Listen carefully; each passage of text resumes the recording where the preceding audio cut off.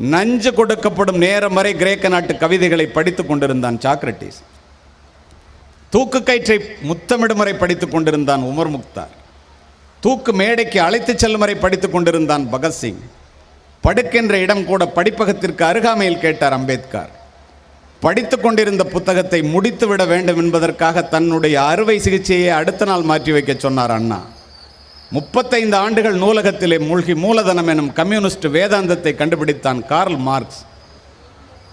படித்தால் மட்டுமே இந்த பாரதத்தினால் பாரினை ஆள முடியும் என்று படித்து படித்து சொல்லி நம்மிடம் இறந்தே போனார் மேதகு மனிதர் அப்துல் கலாம் அவர். பயணத்தின் போதெல்லாம் படிப்பதையே பழக்கமாக கொண்டிருந்தார் ஜவஹர்லால் நேரு. ஏன் அப்படி படித்தார்கள் அவர்கள் அத்துணை பேர்? Leaders are readers and readers R leaders. Today a reader, tomorrow a leader.